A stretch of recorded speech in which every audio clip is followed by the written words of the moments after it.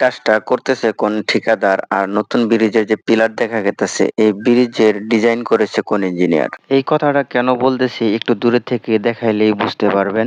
ব্রিজটা নির্মাণ করতেছে খালের টার্নিং এর মাঝে। ব্রিজের পিলার গুলা এমন ভাবে করা হয়েছে, বর্ষাকালে পানি আসলে পরে এখানে পানির দিক পরিবর্তন হয়ে যায়। পানির দিক পরিবর্তন হওয়ার কারণে পানির অতিরিক্ত চাপে খালের এই পাশের পাড় ভেঙে যায়, আবার যখন পানি ব্যাগে চলে যায় তখন ওই পাশেও এরকম সেম ভাবে ভেঙে যায়। তার কারণে ব্রিজের কাজ বন্ধ করে দেওয়া হয়। এখন এই ব্রিজটি ভেঙে ফেলা হবে।